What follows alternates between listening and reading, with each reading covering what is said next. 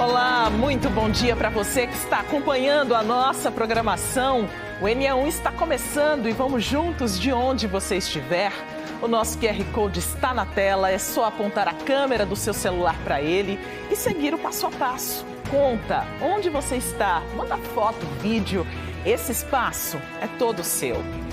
E agora, imagens ao vivo do Recife, janela aberta, céu com muitas nuvens, né? Mas o sol prevalece. E a previsão é de tempo firme ao longo do dia e nada de chuva nessa quarta-feira. 11h49, a Polícia Civil prendeu o motorista que teria atropelado 2 pessoas durante uma passeata do MST. A manifestação foi na Abdias de Carvalho na semana passada.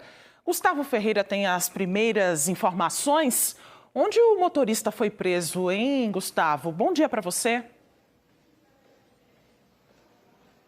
Em casa, Maristela. Muito bom dia para você, bom dia a todos. De acordo com a polícia, ele foi preso, esse motorista de 27 anos, foi preso em casa, no bairro do Curado, em Jaboatão, ontem, quando foi expedido um mandado de prisão preventiva contra ele. A polícia acabou de dar mais detalhes sobre esse caso, que, como você disse, foi na semana passada, a manifestação foi dia 15.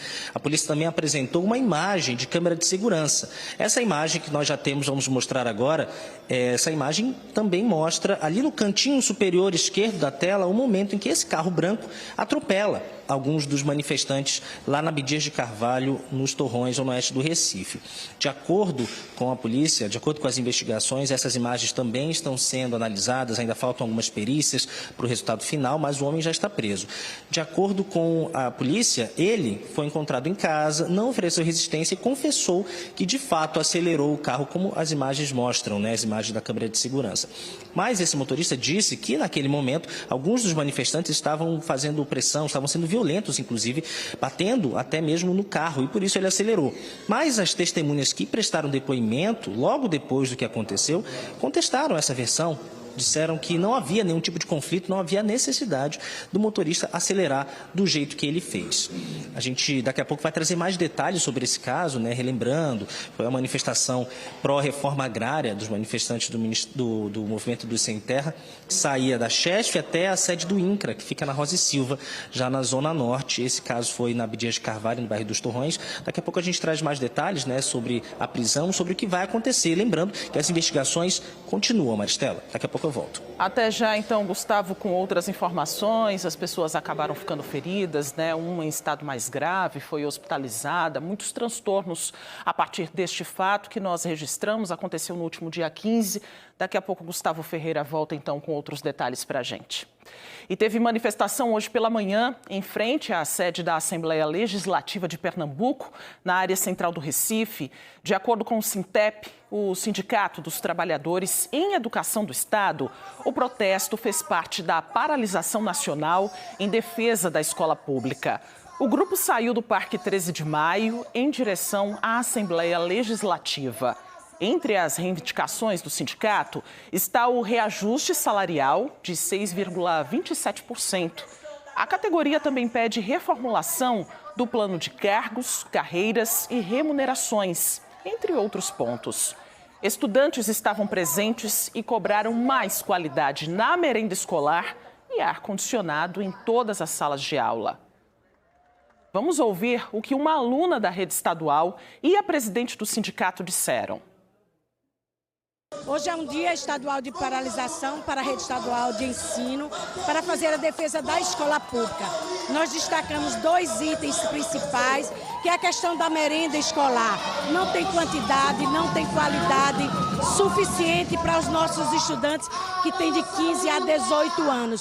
O governo do estado não está com a capacidade administrativa, não teve capacidade para investir na merenda escolar da rede estadual. Além disso, nós estamos reivindicando um plano de climatização das escolas, porque nós temos professores e estudantes desmaiando, passando mal. Além disso, a nossa valorização profissional, o reajuste do piso salarial do magistério em toda a carreira e o nosso plano de carreira que sofreu um desmonte. O material da gente que não chegou ainda. Tem vários alunos que têm baixa condição, e não podem comprar os materiais.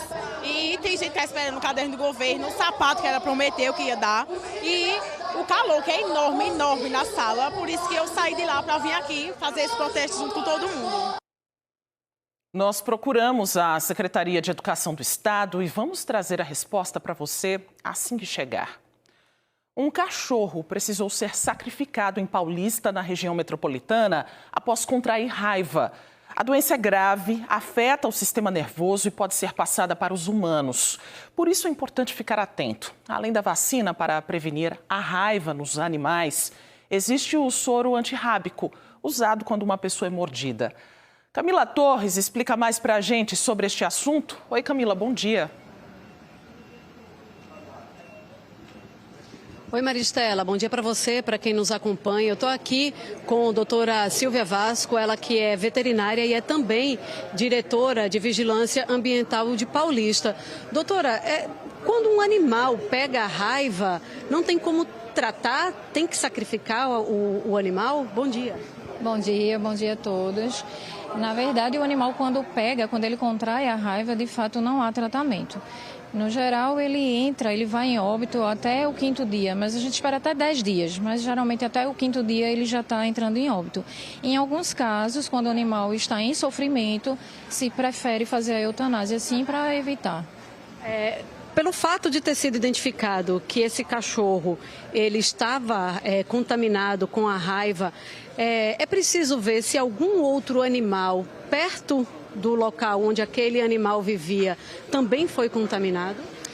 Na verdade, quando um animal contrai raiva, acende-se um alerta, né?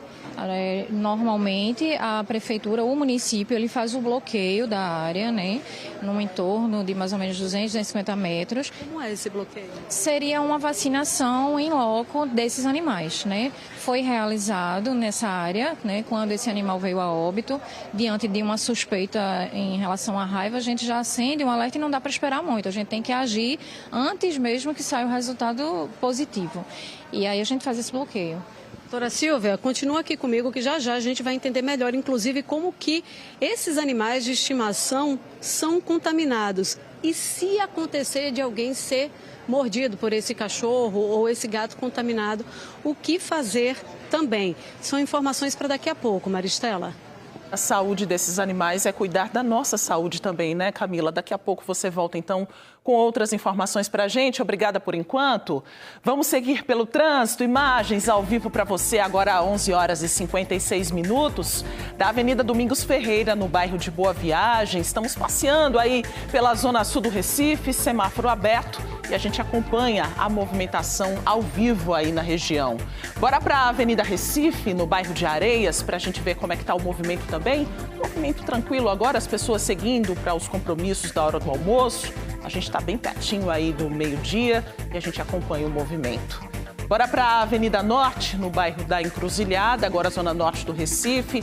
Na sua tela, a gente também acompanha o trânsito mais intenso aí neste horário, mas sem lentidão, sem engarrafamentos para o motorista, sem grandes transtornos, para quem está passando aí pela região. E quem passou hoje pelo Terminal Integrado de Joana Bezerra, no Recife, recebeu informações importantes. É que foram distribuídos folhetos com informações sobre as violências sofridas pelas mulheres, física, sexual, psicológica, patrimonial e moral.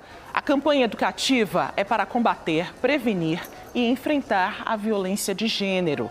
No material entregue de graça também estão disponíveis os canais de denúncia e para pedido de ajuda das vítimas. O trabalho foi feito em parceria pela Secretaria da Mulher de Pernambuco e o Grande Recife Consórcio. E a gente reforça aqui no NE1 os canais de atendimento à mulher vítima de violência.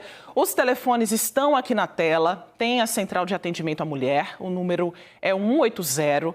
Tem ainda a ouvidoria da Secretaria da Mulher, o telefone é o 0800 281 8187. A Polícia Militar também pode ser acionada pelo 190.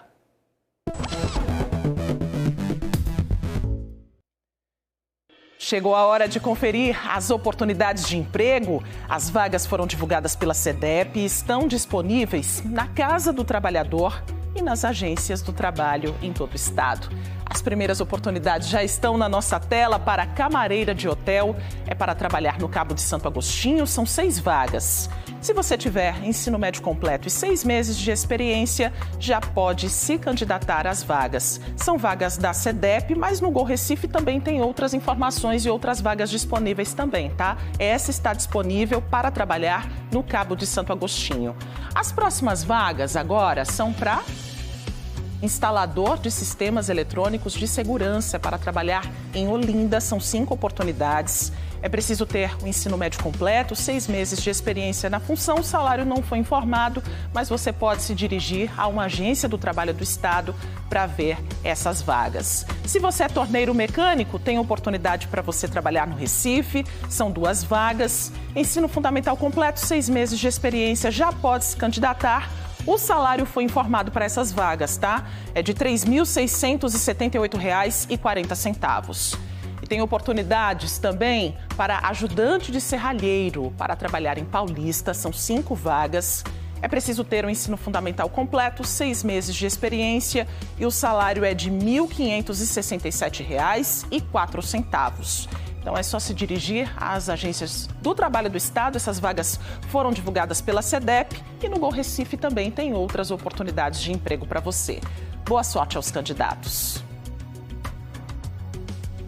E outras oportunidades de emprego estão disponíveis numa feira que acontece hoje no Recife. Foram anunciadas mais de 200 vagas em diversas áreas. Quem sabe tudo é Bruno Fontes. Já adianto algumas. Saúde, segurança do trabalho, construção civil. Como é que faz para se candidatar, hein, Bruno? Boa tarde para você. Oi, Mari. Boa tarde para você. Boa tarde para todo mundo com a gente aqui no NE1. Só vim para cá onde eu estou aqui no Grau Técnico, na Avenida Cone da Boa Vista, no bairro de Soledade. E é incrível isso, as pessoas que saem daqui já com aquele sorriso todo, que conseguem, né, essas vagas. Por exemplo, tem muitas vagas de vendedores, elas conseguem aqui mesmo porque tem muitas empresas cadastradas. Tem também a Prefeitura do Recife, o Governo do Estado, o CIE, o IEL, e aí, ó, já vi vocês aqui rindo, tudo bom? São irmãs? Não, somos amigas. Até falam juntas, né? Como é seu nome? É Márcia. Márcia, entregou o currículo, o que é que você fez hoje aqui? Entreguei vários currículos, teve palestra, achei muito legal a palestra sobre o autismo, muito legal, muito interessante. Aí eu também entreguei vários currículos, tem a CLF aqui, tem o Grupo Parvi, tem vários. E tem muitas, vocês estão tentando então essa vaga de vendedoras? Sim. É? Fica aqui, Márcia. Quer dizer, fica. Você, como é seu nome? Mirelle. Mirelle também está fazendo curso, terminou faculdade. Como é que está sendo? E seu currículo foi para que área tentando pegar essas vagas? Boa tarde. O meu currículo foi para a área de vendedora, atendimento ao público, essas coisas. Estou cursando o segundo ano do ensino médio ainda, durante a noite. Tive que dar uma paradinha, né? E quer também trabalhar, né? Quero também trabalhar, né? Levar o sustento para minha filha. Pô, coisa boa. Já tem filha? Tenho, 2 aninhos. 2 anos? Oi, Ayla. E você também fez algum curso já, técnico? Eu fiz faculdade de artes cênicas. Que coisa boa. Primeiro emprego? Não, eu já venho aprendiz. Em administrativo, auxiliar administrativo. Quando a pessoa, né? Quando a pessoa consegue assim aquele dinheirinho, é bom demais, né? Não? Demais. Estão confiantes? Sim. Parabéns para vocês. Super simpática, muito legal, viu? Além dessa parte das vagas que são oferecidas, tem também a prestação de serviço, tem a vacinação aqui. Da gripe, inclusive eu tomei essa vacina, também tem uma feira com os empreendedores que são os alunos aqui. Esse é o Elielson Filho, é o gerente de marketing. Elielson, 200 vagas. Você tem já um balanço de como se essas vagas estão sendo preenchidas? Como é que o que é que você está vendo já, se esses candidatos estão conseguindo, então, serem selecionados? Uma boa tarde para o senhor. Boa tarde, Bruno. Boa tarde a todos. Já agora pela manhã, né, tivemos 15 pessoas já empregadas e são 200 vagas. Então, tem muitas vagas ainda até às 17 horas. Então, todo mundo está convidado. O evento ele é aberto ao público. É um evento promovido pela nossa agência de emprego, que funciona dentro da escola, atendendo nossos alunos e com essas parcerias com diversas empresas. Além dessas 1.200 vagas que eles podem conquistar aqui em loco com as empresas, temos também uma parceria com a Prefeitura do Recife. Dentro da plataforma do Recife Go, eles estão trazendo mais de 1.200 vagas. Então, são oportunidades de empregabilidade para quem está buscando o primeiro emprego, para quem está buscando recolocação no mercado de trabalho. Então, é um evento grande. Para mudar a vida, né? Exatamente, para mudar a vida e não só a conquista do emprego, mas também acesso à orientação, porque às vezes a gente está fora do mercado por muito tempo e não tem a orientação adequada. Aqui também ele vai encontrar isso. Muito obrigado por essas informações. Então, até às 5 da tarde aqui no Grau Técnico, eu queria até mostrar isso com o Otton Veiga, ó, voando em busca dos sonhos, as pessoas que realmente querem entrar nesse mercado de trabalho. Maristela. Emprego não está fácil, né, Bruno? Por isso que a gente mostra essas iniciativas aqui para ajudar você que está nessa procura aí por uma oportunidade. A seguir, você vai ver que no Recife, crianças e adolescentes que perderam a mãe para o feminicídio podem receber um auxílio de meio salário mínimo. O valor é pago até eles completarem 18 anos. Você vai ver também o SAMU do Recife recebeu mais de 300 trotes em uma semana. Você vai ver quais os prejuízos para a sociedade dessa prática que é crime. Você vai ver também que os tutores de cães e gatos vão contar com uma plataforma do governo federal para cadastrar informações sobre os animais de estimação. Por ele vai ser possível, por exemplo, localizar em casos de desaparecimento dos bichinhos.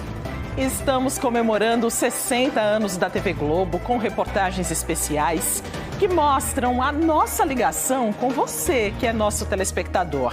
E hoje a gente conta um pouco da história desse recifense aí, o Tampa, como é conhecido em festivais e eventos culturais.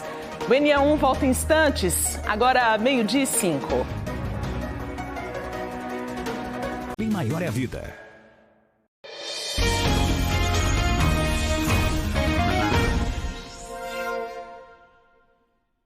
NA1 de volta para mostrar um serviço importante para quem tem animal de estimação. Um cadastro numa plataforma do governo federal que pode ajudar tutores a encontrarem cães e gatos perdidos. Esta casa, que fica no bairro de Amaro Branco, em Olinda, é toda adaptada para os gatos. Tem bebedouro, um túnel para eles interagirem e um circuito. São 3 animais, as fêmeas Risoflora e Jujuba, e o macho, Alequê. Manuela é apaixonada por eles. Contou que ela, os pais e o irmão convivem com os pets na maior harmonia há mais de 10 anos. A relação perfeita, assim, a gente consegue se entender muito bem. Eles têm o espaço deles, nós temos o nosso e nós temos o nosso espaço de ficar todos juntos, cada um no seu momento. A gente entende que tem horas do dia que eles preferem estar sozinhos e tem horas do dia que eles preferem estar com a gente e a gente vai convivendo assim e se amando. Os gatos vivem dentro do apartamento. É que Jujuba e Alequê já fugiram de casa certa vez.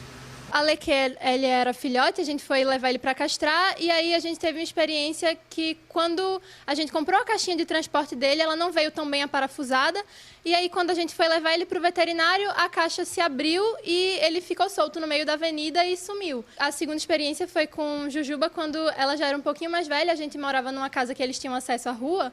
E aí, ela sempre tinha o costume de sair durante o dia e voltar à noite. Teve uma noite que ela não voltou. E a sensação de você não saber o que aconteceu é pior do que qualquer outra, sabe? Tipo, você pensar que o seu bichinho tá longe de você, que ele tá sumido e que você não tem ideia do paradeiro dele, do que é que pode estar acontecendo com ele, se ele tá bem, se ele não tá. Eu acho que isso é o que deixa a gente mais aflito, sabe? A preocupação e o cuidado de quem tem um bicho de estimação são enormes. E aqui nesta família, ninguém quer passar de novo pelo mesmo susto de ter um bichano desaparecido sem saber onde ele está. Era uma coisa que estava faltando. A gente sabe que a gente não tem muito política pública para animal, né? Então, esse primeiro passo achei importantíssimo, porque eu sigo várias páginas de animais perdidos, então a gente vê que realmente as famílias sofrem. Achei excelente e espero que dê certo, espero que todo mundo se cadastre. É preciso acessar o site simpatinhas.mma.gov.br, que vai lhe encaminhar para o gov.br. Precisa preencher com CPF e senha. E, na sequência, aceitar os termos de uso. Aí você será encaminhado para a página principal. Nos campos a seguir, coloca os dados do tutor e as informações sobre o cão ou gato, incluindo as características dele, e anexa uma foto. Depois avança e espera a liberação do RG e QR Code, que depois de impresso, deverá ser preso ao animal.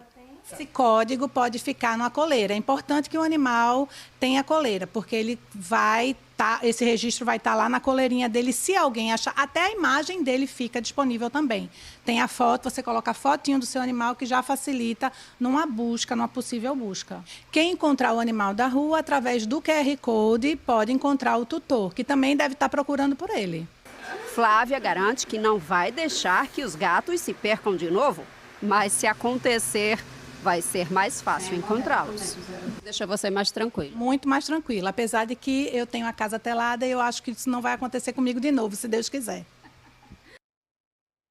Em Paulista, na região metropolitana, um cachorro foi sacrificado depois de ser diagnosticado com sintomas de raiva.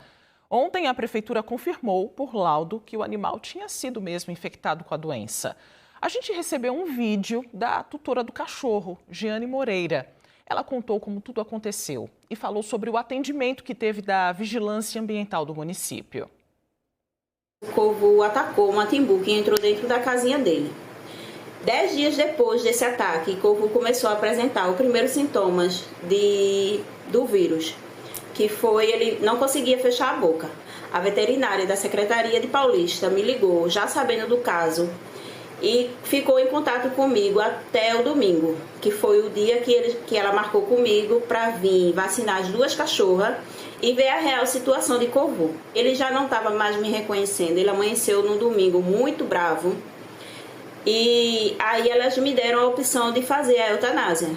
Então eu optei pela eutanásia e eles fizeram. Ela me encaminhou para o Hospital Torres Galvão para que lá pudéssemos fazer a dose da vacina da raiva. E de lá do Torres Galvão também nos encaminharam para o Hospital de Igaraçu para que também pudéssemos fazer a dose do soro. Eu e minha filha fizemos sim as 4 doses do vírus da raiva e uma dose do soro. E de lá para cá, só ficamos aguardando o resultado que saiu ontem, que ele testou sim positivo. A gente segue falando sobre este assunto. Camila Torres volta a conversar com a gente, porque procurar atendimento médico, tanto para o animal quanto para quem convive com ele, é muito importante, né, Camila? Vou até explicar o que a doutora Silvia Vasco, que é a diretora de Vigilância Ambiental aqui de Paulista, estava me explicando. Nesse caso daqui de Paulista, o animal que estava com raiva, ele não atacou a família. Na verdade, ele não atacou ninguém. Ele atacou só o timbu, que estava contaminado, e foi esse timbu que acabou passando a raiva para o cachorro. E aí, nesse caso, doutora, ainda que o cachorro contaminado não tenha atacado outras pessoas, essas outras pessoas da casa tinham também que tomar cuidados, como foi o que aconteceu aqui? Sim, sim. Precisa, normalmente, pelo fluxograma do Ministério, pelo protocolo, nem todas as pessoas que são agredidas, por exemplo, precisam tomar vacina. Nesse caso em específico, pelo protocolo, elas não necessitariam tomar. Só que esse animal precisou ser eutanasiado. E aí, como a gente não pôde observar os 10 dias, a gente não ia correr o risco, que foi o que aconteceu, de ser positivado. Poderia não ter sido, mas foi. E aí a gente acaba pecando pelo excesso, porque realmente é o que de fato tem que ser feito.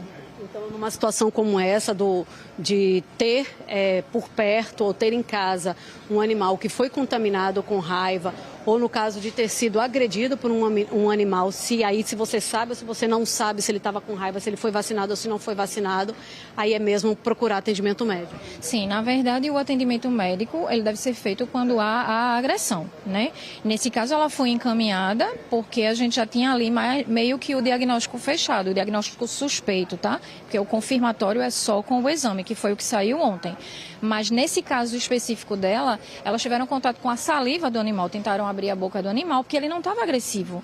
Então, como se tratava de um caso bem característico, ela foi encaminhada para fazer esse procedimento. Mas se você for atacado e tiver uma lesão, se encaminhar realmente aqui em Paulista, o serviço de referência é a Prontoclínica Torres Galvão. Agora a gente está falando da raiva, né, que nos animais, mas é preciso a gente dizer que existe vacina contra a raiva nos animais, né, doutora? Exatamente.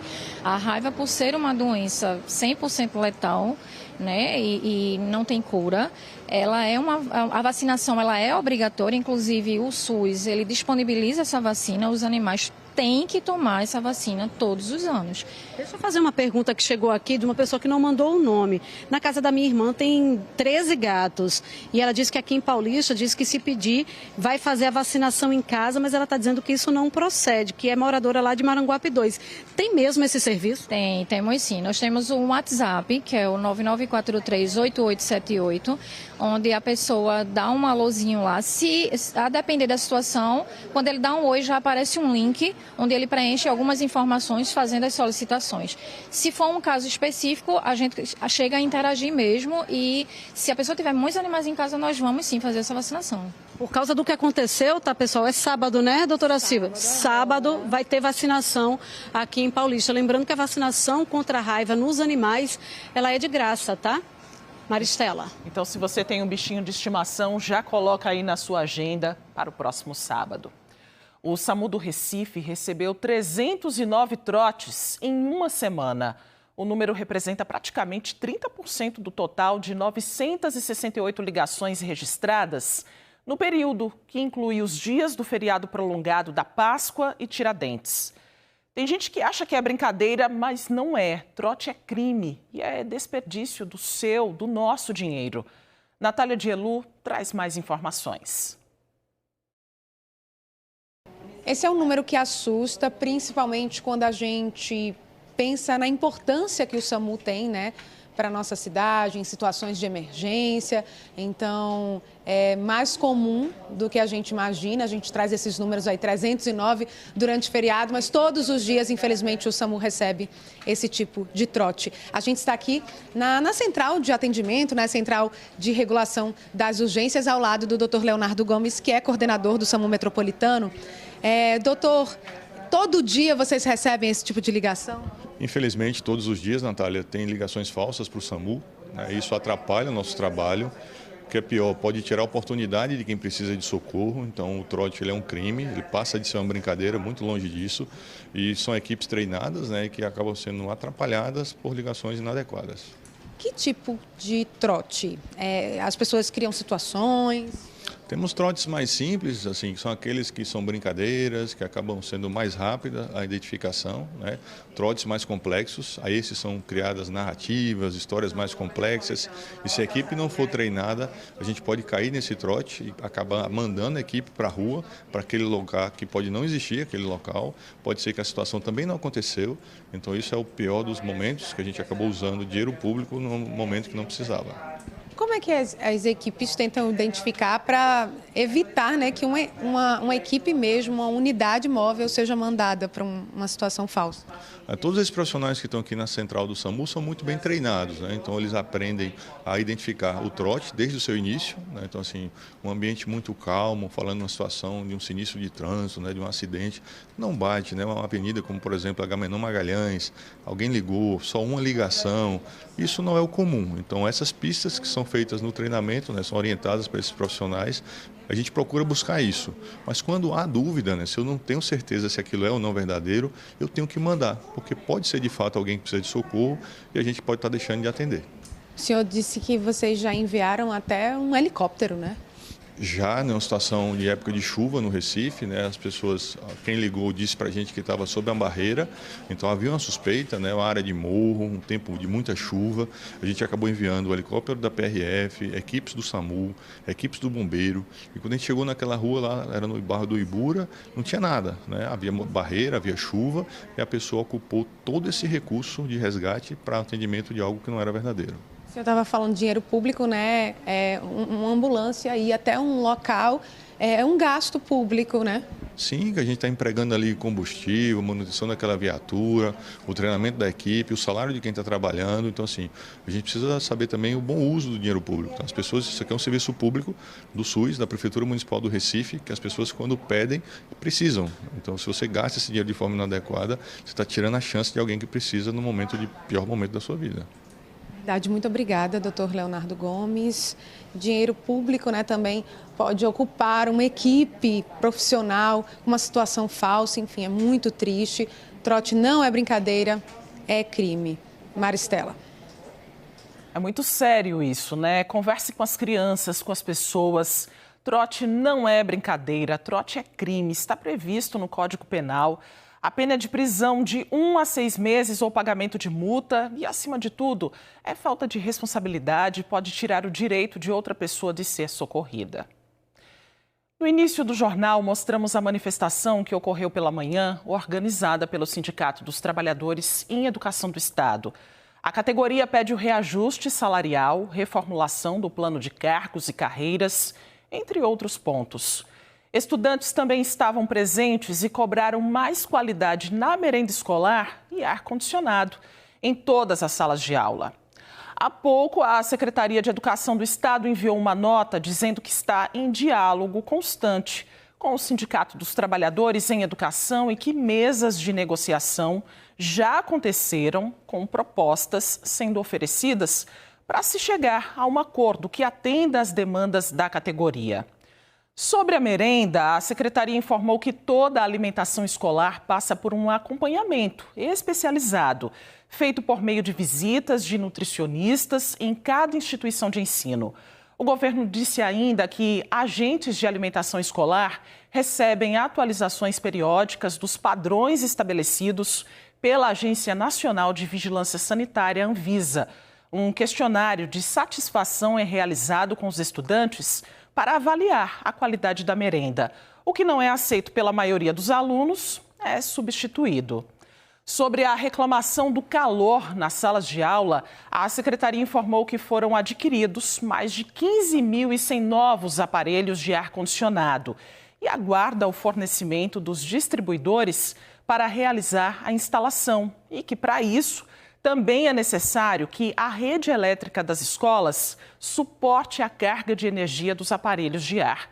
Por isso, estão sendo realizadas intervenções nas unidades de ensino para resolver esta questão. Foi preso em São Lourenço da Mata o homem que atropelou 2 manifestantes do MST na terça-feira da semana passada. A passeata acontecia na Avenida Abdias de Carvalho, no bairro dos Torrões. De acordo com testemunhas, por volta das 10 da manhã, quando a manifestação passava perto do compás Ariano Suassuna, o motorista acelerou e atingiu 2 pessoas. Uma das vítimas, um idoso de 67 anos, teve traumatismo e segue internado em estado grave no Hospital da Restauração. A outra pessoa atropelada teve ferimentos leves e não precisou ser socorrida. Depois do atropelamento, o homem que dirigia o carro foi embora sem prestar socorro às vítimas. O carro foi levado para a sede do Departamento de Homicídios e Proteção à Pessoa, o DHPP, onde passou por perícia. A polícia informou que o motorista, identificado apenas como Tiago, foi detido na casa onde mora, em São Lourenço da Mata. Depois da prisão, ele foi encaminhado para o Instituto de Medicina Legal para passar pelo exame de corpo de delito. Gustavo Ferreira está ao vivo com o delegado responsável pela prisão do motorista, que acompanha as investigações. Gustavo, ele foi autuado por quais crimes, hein? Tentativa de homicídio e omissão de socorro. A princípio, Maristela, só recuperando, né, esse caso, esse homem, esse motorista, ele tem 27 anos, é um comerciante, de acordo com informações atualizadas agora há pouco pela polícia. Também tem uma atualização, ele foi preso em casa, no bairro do Curado, em Jaboatão. Quem está aqui para dar mais detalhes é o delegado responsável pela investigação, o delegado Diego Jardim. Doutor, boa tarde, bem-vindo ao NA1. Como esse homem foi preso, como ele foi encontrado, como vocês chegaram a ele? Inicialmente, nós recebemos essa ocorrência de um atropelamento durante o movimento do MST e já trouxeram a placa de um carro, uma fotografia de um EcoSport branca que estava passando por cima da calçada. Nisso, nós realizamos pesquisa, vimos que o carro estava registrado em Campina Grande, entramos em contato com esse antigo proprietário que informou que havia vendido o carro. Conseguimos identificar esse novo comprador, as testemunhas o reconheceram e começamos as diligências para tentar efetuar a prisão em flagrante. Fomos lá na residência dele e lá na casa do vizinho conseguimos apreender o veículo utilizado e ele já havia se evadido. A família esclareceu quem eram as pessoas que estavam dentro do veículo, eram os 2 avós dele e uma tia, e nós conduzimos todos para o DHPP e realizamos a apreensão do veículo, que passou por perícia. Ele chegou a se apresentar durante o feriado, né, a delegacia? No dia seguinte, nós representamos pela prisão preventiva, mas não tinha sido apreciada naquele momento, e ele resolveu se apresentar espontaneamente no DHPP, onde apresentou sua versão. Só na data de ontem é que o mandado de prisão foi expedido e nós pudemos dar cumprimento a esse mandado de prisão. Ele não foi preso, só deixando claro, né? Ele não foi preso porque já tinha passado o tempo do flagrante. A versão dele foi qual? Ele confessou que atropelou? Qual foi a motivação de acordo com ele? Ele disse que estava levando os avós para o hospital, viu que estava tendo a passeata e que estavam impedindo os carros de passar, mas mesmo assim ele tentou avançar e quando foi contido, vieram alguns manifestantes com barrotes, cercaram o carro, tentaram agredir, quebraram o vidro traseiro. Todo esse nervosismo, ele disse que não viu outra alternativa para salvaguardar a sua vida, a não ser acelerar o veículo. Inclusive, disse que não viu que havia atropelado pessoas. As testemunhas do local contestam essa versão. Tanto as testemunhas quanto as imagens de câmera de segurança, dá para perceber que não havia um volume de pessoas ao redor do carro, que naquele momento as pessoas não tentam abrir as portas, não quebram os carros, não tentam tirar ele do veículo, nada disso aconteceu. Apenas ele não conseguiu passar e decidiu de todo jeito acelerar o carro e que acontecesse o que tivesse que acontecer. Reforçando, então, quais são os próximos passos? A investigação continua, né, delegado? Por quais crimes ele pode responder? Por quais crimes ele foi autuado? Qual é a situação a partir de agora? A investigação continua. Ainda temos que ouvir as demais pessoas que estavam na passeata. Ainda vamos receber os laudos periciais, tanto do veículo quanto das vítimas, tanto das imagens de câmera de segurança. Ainda tem um caminho, mas em 10 dias nós vamos concluir esse inquérito e remeter para a Justiça. Reforçando, ele pode ser indiciado por quais crimes? Ele pode ser indiciado por tentativa de homicídio e omissão de socorro. Muito obrigado pelas informações, delegado Diego Jardim. Olha, nós ouvimos hoje cedo também o advogado do motorista. Vamos ver o que ele disse à nossa equipe. No veículo se encontravam 4 ocupantes. O condutor, o seu avô de 83 anos de idade, sua avó de 77 anos de idade e sua tia, que conta hoje com 55 anos de idade, que é a cuidadora dos pais, no caso, avós do condutor. Então, assim, no momento que o veículo foi cercado pelos manifestantes, o avô, o mais idoso, começa a gritar, começa a passar mal, inclusive com problemas cardíacos, começa a passar mal e gritar: meu filho, nós vamos morrer. Obviamente, a única alternativa que ele tinha era: vou sair daqui, eu preciso sair daqui. Foi o que aconteceu. Infelizmente, sem nenhuma intenção, pelo que vimos, ele acabou atropelando ali uma pessoa, mas com toda certeza sem nenhuma intenção de que isso acontecesse. E estavam ali pessoas rodeando o veículo com barrotes de madeira na mão, com enxadas na mão e agredindo, tanto que o veículo ficou extremamente danificado. Infelizmente, ele não ia parar ali, a fim até de se resguardar e resguardar a vida de seus familiares. Infelizmente, ele não tinha como parar ali para prestar nenhum tipo de socorro. Nós recebemos com muita surpresa essa prisão, que na nossa opinião é extremamente desnecessária e, além de desnecessária, midiática. A gente sabe que existe uma necessidade de se dar uma resposta à sociedade e, infelizmente, temos aí agora um cidadão, um microempresário, um trabalhador, um pai de família preso por uma questão extremamente política. Essa é a grande verdade. Ontem, aqui no NE1, a gente falou sobre uma lei federal que institui uma pensão especial para os filhos e dependentes menores de 18 anos de mulheres vítimas de feminicídio. O valor é concedido aos órfãos, onde a renda familiar mensal seja de até 25% do salário mínimo por pessoas. No Recife, existe um auxílio municipal para os filhos e dependentes de mulheres vítimas de feminicídio. O valor pago é de meio salário mínimo e tem alguns critérios para ser pago. Quem explica para a gente é Bruno Fontes. Bruno. Isso ajuda muito, Maristela, para essa família, então, depois que teve uma vítima de feminicídio, né? Por exemplo, uma avó que perdeu a filha e aí tem os netos, né? Uma dificuldade toda. Isso é exatamente fruto de uma lei municipal de 2022. Ana Magalhães é a gerente geral de inovação e igualdade de gênero da Secretaria da Mulher da Prefeitura do Recife. Ana, obrigado por estar conosco aqui. Uma boa tarde para a senhora. Quais os requisitos, né? Eu sei que já tem algumas famílias que participam desse programa e eu queria saber da senhora se é preciso, então, estar cadastrado no CadÚnico, qual o documento, então, dessa pessoa que ficou responsável por essa criança depois desse crime de feminicídio. Boa tarde, Bruno. É muito importante, não é, essa matéria, que vocês divulguem isso aí, porque é necessário, e essa lei, sancionada em 2022, ela reforça o compromisso do município em proteger crianças e adolescentes que são vítimas indiretas do feminicídio. Então, é necessário, sim, ter o cadastro único na prefeitura, porque é exatamente para dar suporte às famílias em situação de vulnerabilidade.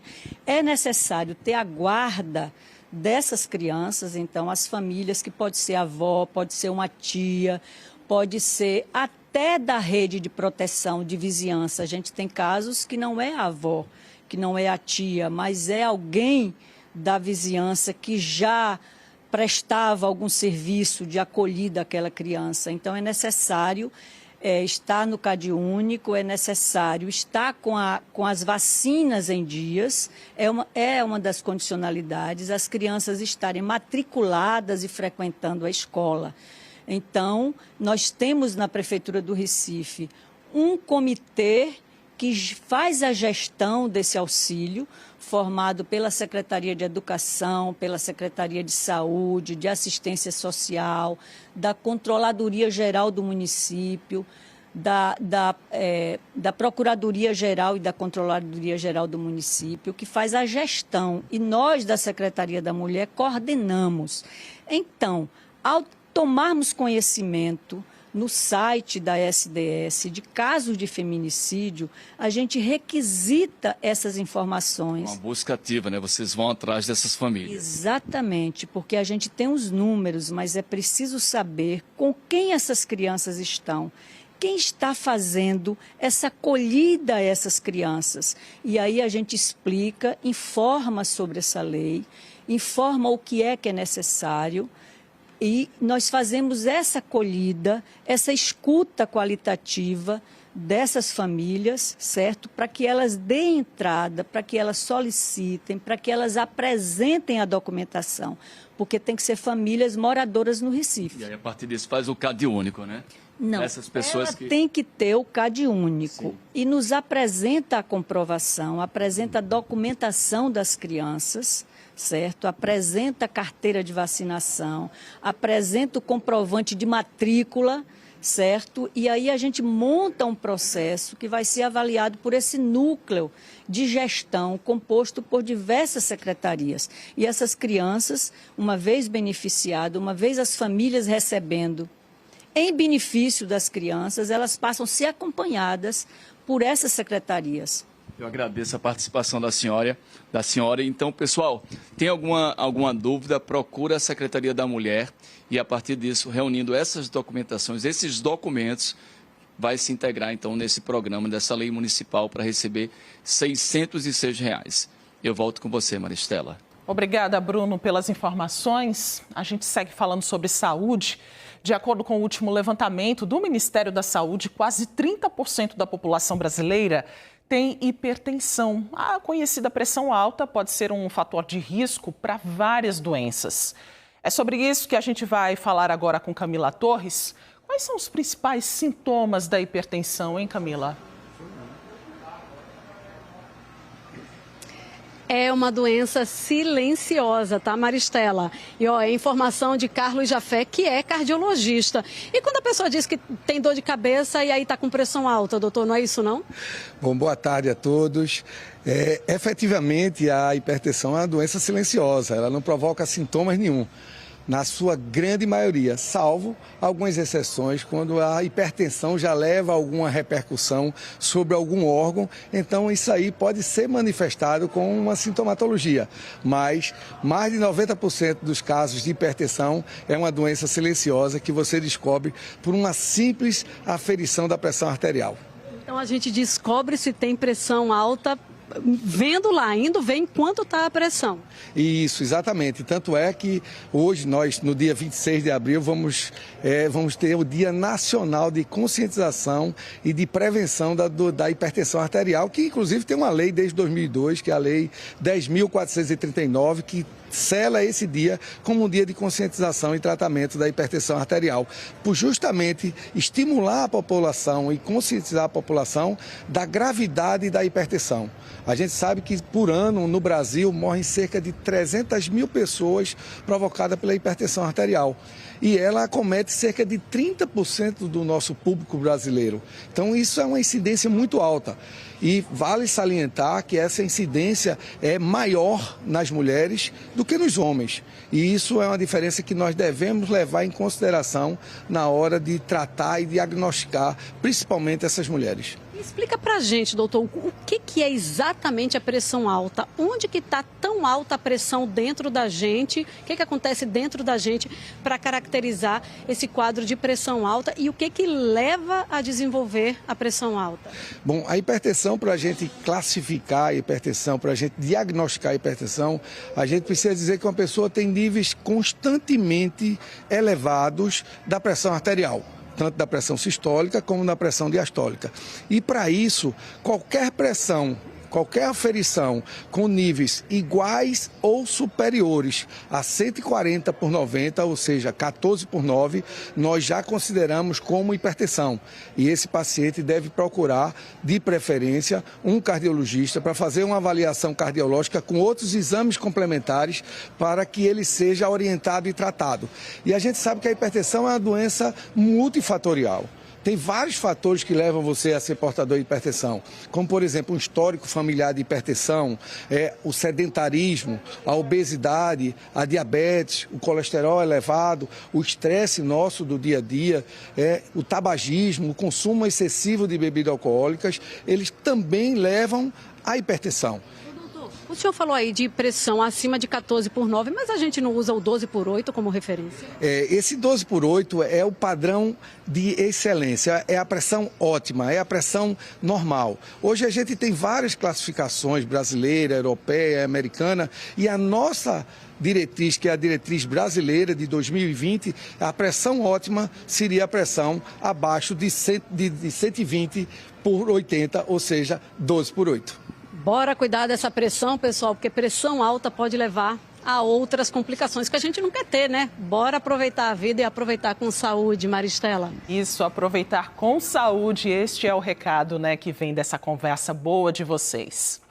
O NE1 é um espaço de conversa sobre muitos assuntos. A sua sugestão aqui é sempre muito importante. E um tema que chegou para a gente foi a depressão pós-parto, definida como uma condição de profunda tristeza e desespero que acontece logo depois do parto. Nós convidamos Denison Monteiro, médico psiquiatra, para essa conversa. Seja muito bem-vindo, doutor Denison. Boa tarde, pode sentar aqui na nossa sala para a gente falar sobre os principais sintomas e causas da depressão pós-parto. Então, Maristela, obrigado pelo convite. A depressão pós-parto é uma condição de saúde bastante frequente, então até 25% das mulheres podem ter depressão pós-parto. E a depressão pós-parto, ela pode iniciar até durante a própria gravidez, os sintomas depressivos. E ela tem características muito peculiares. Por exemplo, a mãe ela pode se sentir afetivamente distante do bebê, uma tristeza profunda, alterações no sono, alterações no apetite, alteração nos pensamentos, até chegar a ter pensamentos suicidas. Tem muitas mudanças hormonais, a adaptação a essa nova fase. Como diferenciar, então, dessa tristeza materna, vamos dizer assim, desses primeiros dias, desse novo momento, para um quadro mais grave de depressão pós-parto? Existe uma condição que chama-se blues, que é uma condição mais leve e que quase 80% das mulheres têm. Que a mulher, logo após o parto, ela fica mais irritada, às vezes mais chorosa, mais entristecida, com a dificuldade de concentração. E é normal até aí? Isso é normal e passa, melhora, muitas vezes nem precisa de um tratamento. Quando essa situação ela é grave o suficiente para causar sofrimento ou trazer riscos, tanto à mãe como à criança, isso pode estar, de fato, se caracterizando como uma depressão pós-parto e essa sim precisa de tratamento.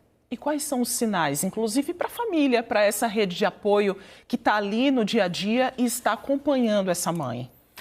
Um sinal importante é aquela grande dificuldade que a mãe tem em se conectar afetivamente com a criança. Ela não consegue perceber aquela criança com o amor e o afeto que a gente espera. Então, ela se sente distante em relação a essa criança.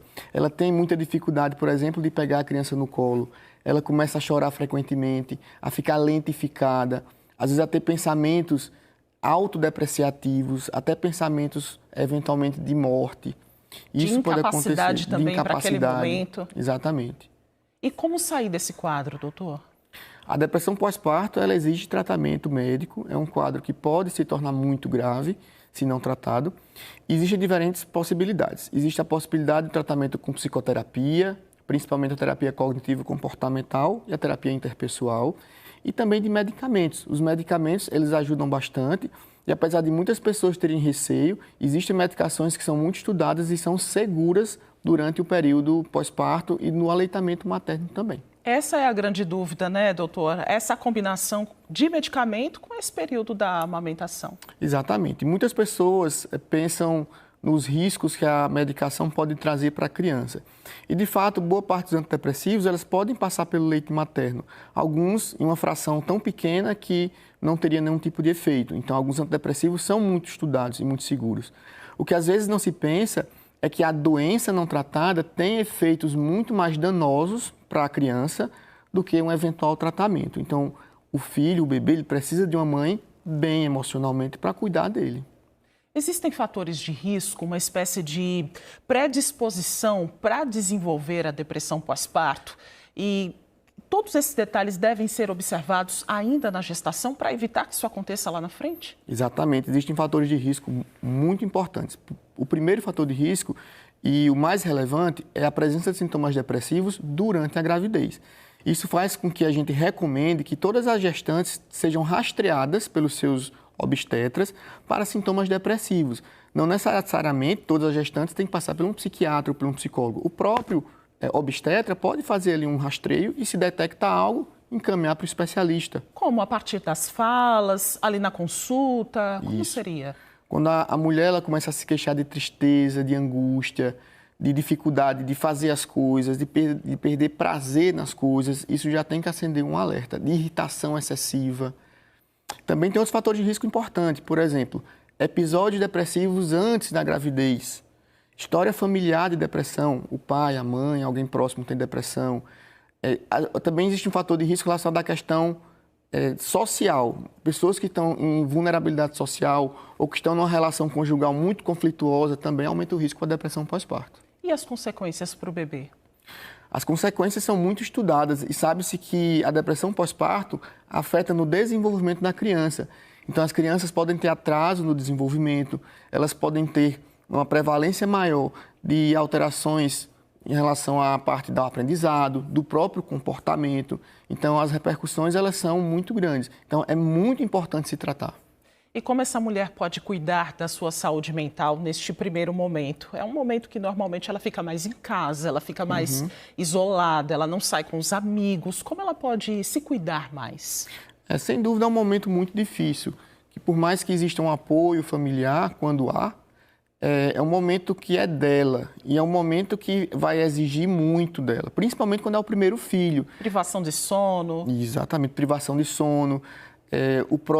Um desgaste físico que existe durante a gravidez e também no pós-parto. Às vezes aquela sensação de que não vai dar conta, de que talvez não seja capaz de cuidar de uma criança. Então é muito importante que ela tenha apoio e, eventualmente, apoio profissional também. E um acolhimento, né, muito importante. Exatamente. Nessa fase. Doutor, muito obrigada por sua participação aqui ao vivo. Sempre bem-vindo ao NE1. Uma ótima tarde. E agora a gente fala de um concurso super gostoso. É o Comida de Boteco. Esse ano participam 46 bares do Recife, de Olinda, de Jaboatão e Camaragibe. Os pratos têm o mesmo preço, R$ 35,00. Além de experimentar as delícias, os concorrentes, o cliente também participa dessa votação, que acontece nos próprios restaurantes até o dia 5 de maio. Hoje vamos conhecer os pratos criados por 2 bares da Zona Sul do Recife. Um no Bar Cangaço Petiscaria, que fica na rua Pianista Isnar Mariano, número 12, na Imbiribeira. E o outro pelo Bar Dobradinha do Regis, que fica na rua Doutor Dirceu Veloso Toscano de Brito, número 281, no Pina. Meu nome é Reginaldo, né? E eu aqui faço tudo, né? Eu não sei bem qual a minha área, né? Mas eu faço mais parte da cozinha. Além de dono, eu faço compra também, entendeu? A compra comigo, um pouco de administração, porque minha filha trabalha comigo, mas a gente com mais experiência tem mais visão, né?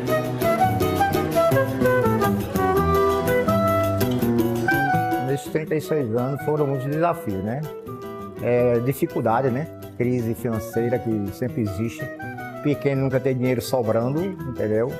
Mão na massa, porque senão não vai, não tem que tomar conta, como dono mesmo, e dentro, porque eu mesmo fico dentro o tempo todo. Vou para a cozinha, faço comida, brigo para o pessoal lá dentro para a coisa funcionar. Às vezes o cliente pela primeira vez eu já faço para o lado dentro, pego um caldinho e tal, até tornar-se cliente da casa.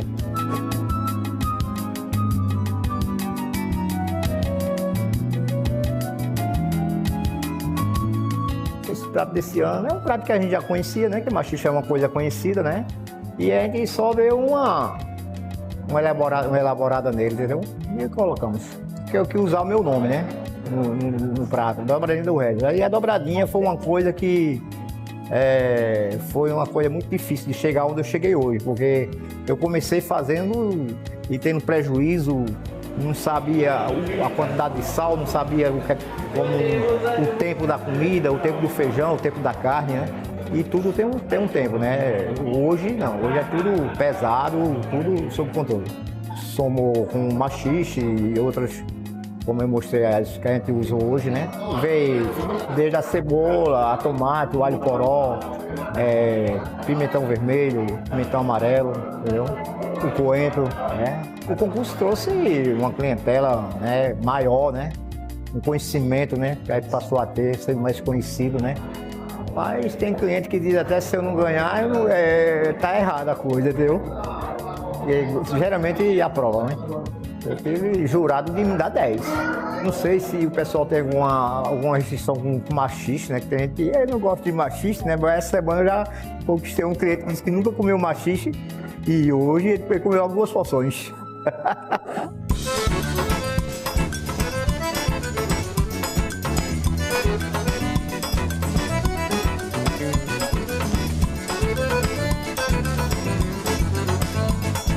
Meu nome é Erickson, sou proprietário do estabelecimento Cangaço Petiscaria e a gente está no primeiro ano participando com um petisco de tripinha suína. Eu comecei em janeiro de 2017, na Frente da Católica, que a gente era um trailer. Aí em abril eu vim para aqui, para Lagoa do Araçá, através de um amigo meu. Fui convidado para ele, eu vim, abracei a ideia e comecei com uma hamburgueria, né, no trailer. E com 3 meses saí do trailer e comecei com um bar e restaurante. Eu comecei com um galeto no final de semana e um hambúrguer durante a semana. E aí no decorrer do tempo foi pegando, formando uma clientela boa, muito corrida, muito trabalhoso. Praticamente a gente abdica de muitas coisas, né? Principalmente no final de semana, que é o dia que a gente tem que estar trabalhando. Aí a gente é muito raro a gente ter tempo pra gente mesmo, né? Esse é um ramo que prende muito. E eu só tenho a agradecer, não tenho nada a reclamar não. Por ser uma cidade que eu considero como seu interior, a gente tem os clientes fiéis, né? Que vem para você, às vezes, sai do do trabalho e está com a cabeça... Aí senta para conversar, toma uma cervejinha, e me procura, vê se eu estou por aqui, que às vezes ele vem sozinho, aí a gente senta na mesa, vai dando atenção, vai conversando, aí chega um, chega outro, vai tornando aquela ciclo de amizade, né?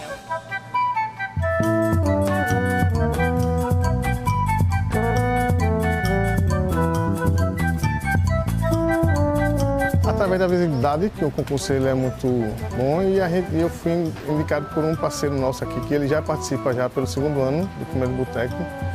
Ele nos indicou e eles entraram em contato com a gente e gostaram da ideia da gente, né? E nos deram a oportunidade de a gente participar esse ano. Vindo do sertão, morei muito tempo na cidade de Arco Verde. O pessoal pediu para eu botar um petisco que fosse mais para bebida. E eu criei a ideia de botar a tripinha, aí foi pegando. Só em participar para mim já está sendo uma honra, né, essa oportunidade, mas eu estou correndo para ganhar, porque eu quero ser campeão.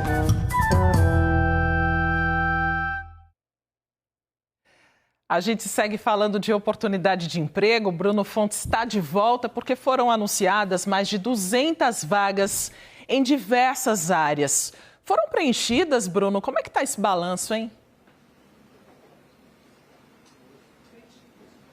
Não, elas ainda não foram preenchidas. Elielson Filho, que é o gerente de marketing aqui do Grau Técnico, onde nós estamos, que tem todo esse convênio com a Prefeitura do Recife, também Governo do Estado e algumas empresas. Ele viu, então, que pelo menos 30, sim, foram preenchidas. Esse processo de seleção é bem rápido, né? E eles, assim, já ficam sabendo agora dessa oportunidade de conseguir essa vaga no mercado de trabalho. Elielson, quem não passou pela manhã ainda consegue fazer à tarde, então, conseguir, por exemplo, uma vaga de emprego? Boa tarde novamente. Boa tarde, Bruno. Boa tarde a todos novamente. Então, consegue sim. Estaremos aqui atendendo até às 17 horas. Então, é muito importante para quem estiver vindo para cá que traga currículos. Né? Por que eu falo currículos? Porque são diversas empresas. Uma das áreas, a área de vendas, como você destacou muito bem, a área da saúde, a área de ensino também. Então, são diversas oportunidades. E para quem está buscando o primeiro emprego ou para quem está buscando uma recolocação no mercado de trabalho e também vagas de estágios. Para quem está estudando ali e está buscando a oportunidade de ingressar e começar a sua vida profissional. Quando eles procuram aqui essa unidade, eu sei que agora está naquele horário de almoço, mas eles procuram diretamente essas empresas que já estão aqui com esses recrutadores? Isso. Assim que eles chegam, a gente leva para uma sala de triagem e faz todas essas orientações. Tanto entrega um mapa, né, de onde está alocada cada empresa e os serviços que estão sendo oferecidos. E daí ele faz a sua programação. Se ele tem um perfil da área de vendas, ele vai lá nas empresas que estão buscando esse tipo de profissional, porque é muito importante que ele vá direcionado à vaga a qual ele tem a habilidade. Eu agradeço demais a sua participação e a gente lembra, Maristela, que aqui até às 5 da tarde, diretamente, ele pode conseguir então essa vaga de estágio ou de emprego. Eu volto com você. Essa dica dele é muito boa, de levar vários currículos para as áreas aí pretendidas, né, Bruno? E logo mais, no Jornal Hoje, você vai ver uma operação que investiga desvio de dinheiro de aposentados. Boa tarde, Kovalik. Olá, boa tarde. O Jornal Hoje traz toda a cobertura das despedidas ao Papa Francisco. Um dia de muita emoção em Roma e em todo o mundo. Nossos repórteres estão lá mostrando que as pessoas não se importam em ficar muito tempo na imensa fila para dar adeus a Francisco. E tem muitos brasileiros. O César Tralli encontrou alguns. Olha que interessante, eu encontrei aqui uma família do Maranhão e do Piauí. Eles estavam entre os 100 primeiros que entraram na Basílica para a despedida do Papa. Momento muito especial, momento ímpar. O Jornal Hoje tem muito mais. Hoje é dia de São Jorge, um dos santos mais populares do Brasil, e você vai ver as celebrações em meio ao luto pelo Papa. E a investigação da suspeita de desvio bilionário de dinheiro de aposentados. A Polícia Federal cumpriu mandados de busca e apreensão e de prisão. O presidente do INSS foi afastado. Daqui a pouco a gente se vê no Jornal Hoje. Agora vamos conhecer um pouco mais de um telespectador que se tornou um ícone do Recife, o Tampa. José Flaviano Fonseca, o homem por trás da fantasia colorida, feita de tampinhas de garrafas, que sempre está presente nas festas da cidade, é também um grande fã da nossa programação. E na comemoração dos nossos 60 anos, nada melhor do que conhecer um pouco mais dessa figura ilustre. Fotos, recortes de reportagens impressas e até participação em livro. Tudo guardado como um verdadeiro tesouro. O orgulhoso dono desses registros é uma figura garantida nas festas do Recife e de Olinda. Seja no Carnaval, no São João ou até na Copa do Mundo. Não importa a data. Se tem comemoração, tem tampa. A ideia minha veio de mim mesmo, né? Porque eu gosto muito de refrigerante. Aí eu veio a ideia de eu fazer uma roupa de tampa do carnaval. Porque antes eu brincava com minha esposa, mas não era fantasiada, era simples, de bermuda, simples, como um chulinhão brinca. Aí veio na minha tenda e dizia, vou fazer uma roupa de tampa. O que muitos não sabem é que por trás da fantasia feita com tampinhas de garrafa PET está José Flaviano Fonseca, pai de 3 filhos, casado, auxiliar de serviços gerais no Hospital do Servidor do Estado e, nas horas vagas, símbolo da alegria e da cultura popular da cidade. Um orgulho. Tampa, vem cá, tira uma foto comigo agora. Tampa, tira uma foto comigo de criança a velho, a novo, tira uma foto comigo. Eu me sinto orgulhoso de tirar uma foto que vê que sou um cara de cultura, né? Cultura de Recife e Olinda, do Carnaval. Tampa mora no bairro de Santo Amaro, na área central do Recife. Divide a rotina entre trabalho, família e a paixão por celebrar a cultura pernambucana. E a TV Globo, que ele acompanha de perto há décadas. Como eu estou em casa, eu assisto Bom Dia Pernambuco, depois vem o NE1, tem o Globo Esporte, com o Thiago, entendeu? E eu gosto da Globo, agora é uma audiência comprovada. Não é à toa que vai fazer 60 anos. A companheira de vida, Ana Paula Maria, sempre apoiou o marido e foi quem fez a primeira fantasia que virou marca registrada do Tampa. Ele pediu a mim para fazer roupa de tampa, então fiz uma calça comprida, que deu muito trabalho. A calça comprida, fiz a camisa, a meia e ainda um boné, que no começo ele ainda usou boné. Tempos depois, quem passou a ser responsável pelas fantasias foi a filha, Flaviana. Ela tem muito orgulho do pai e sente prazer em produzir os figurinos que fazem sucesso nas festas culturais. É fantástico, né? Porque quando eu saio e falo, né? Eu sou filha de Tampinha. Tampinha, tua filha de Tampinha. Todo mundo já conhece. Ele junta todas as tampas, né? Durante todo o ano, né? Porque se a gente precisar. E aí, a cada 2 anos, a gente renova, né, a roupa. Se precisar, no outro ano, fazer algum ajuste, a gente faz ajustes. Eu compro alguns itens para deixar bem delicado, brilho, né, no carnaval. E aí, eu sempre, no começo do ano, em janeiro, já faço esse planejamento para deixar tudo ok, para ele já estar pronto. Tampa virou um personagem querido pelo público e reconhecido por sua dedicação. Em 2023, foi reconhecido pela Câmara de Vereadores do Recife como artista popular que orgulha a cidade. Eu não esperava. José Flaviano aparece também numa foto no livro que celebra os 100 anos do frevo. O livro desgastado é de tanto mostrar a foto aos amigos, família e colegas de trabalho. A história dele também vai ocupar um lugar de destaque no Paço do Frevo. A foto do personagem vai integrar a nova exposição do museu. De forma simples, com muito brilho e cor, Tampa mostra que celebrar a cultura é também celebrar a própria identidade. E isso ele faz com maestria. Me orgulho de ser recifense, me orgulho. Não troco essa terra por nada, nada. Eu gosto de Recife, daqui é do sangue, sou recifense. Estou muito orgulhoso de fazer parte desse 60 anos com vocês aqui da Globo, aqui na minha casa. Estou orgulhoso, eu estou orgulhoso. E a gente agradece demais esse carinho. O NE1 está terminando e com um recado final, o Jornal Nacional, que esta semana está celebrando o aniversário de 60 anos da TV Globo com o projeto JN em Família. É mais cedo hoje, às 7h40. Renata Vasconcelos vai apresentar o JN da casa de uma família brasileira. Onde será? Vamos descobrir juntos às 7h40 da noite. Você pode rever e compartilhar as nossas reportagens a qualquer hora no Globoplay. Uma ótima tarde para você. Fique agora com o Globo Esporte.